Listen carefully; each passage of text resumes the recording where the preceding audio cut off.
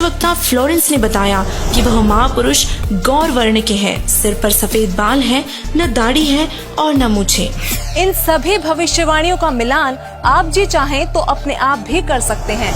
संत रामपाल जी गौर वर्ण के हैं, उनके सिर पर सफेद बाल है और वो बगैर दाढ़ी मूछ के रहते हैं। एक आश्चर्यचकित भविष्यवाणी करते हुए फ्रांस के नॉस्ट्रेडमस जी कहते हैं कि प्रथम तो लोग उस महापुरुष को देशद्रोही अथवा राजद्रोही समझकर नफरत करेंगे, लेकिन बाद में सच्चाई जानकर बेहद प्रेम करेंगे।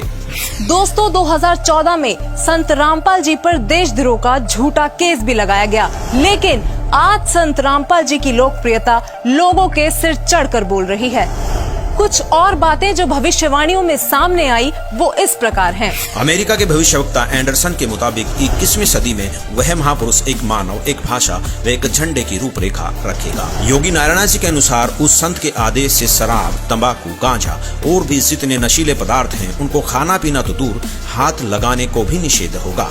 प्रजा में ऊंच नीच का कोई प्रश्न नहीं रहेगा, सभी प्यार से आपस में मिलजुल कर रहा करेंगे और वह महापुरुष रेचक कुंभक यानी श्वास उश्वास के जरिए अजप्पा जाप मंत्र देकर भक्ति साधना कराएगा।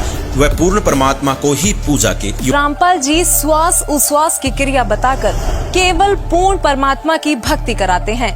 संत रामपाल जी से नाम दीक्षा लेकर करोड़ों भक्त उनके आदेश अनुसार नशीली वस्तुओं को हाथ तक नहीं लगाते और न ही किसी जाति पाति धर्म मजहब में भेदभाव करते हैं, क्योंकि संत रामपाल जी कहते हैं, जीव हमारी जाति है, मानव धर्म हमारा, हिंदू मुस्लिम सिख ईसाई कोई धर्म नहीं है न्यारा। अमेरिका की ही भविष्यवक्ता फ्लोरेंस बताती हैं कि वह संत अपनी कल्याणकारी विचारधारा तथा अपने सच्चरित्र प्रबल अनुयायियों की शक्ति से पूरे विश्व में नए ज्ञान का प्रकाश फैला रहा है।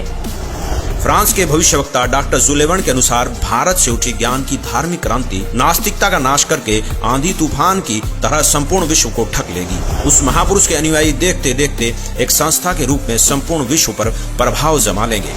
फ्रांस के ही भविष्यवक्ता नॉस्ट्रेडमस जी ने शतक 6 श्लोक 70 में लिखा है, मैं छाती ठोकर कहता हूँ कि वह महापुरुष ऐसा ज्ञान बताएगा जो आज से पहले किसी ने नहीं सुना होगा। उसके ज्ञान को सुनकर सभी विद्वान कहलाने वाले धर्म गुरुओं को नतमस्तक होना पड़ेगा।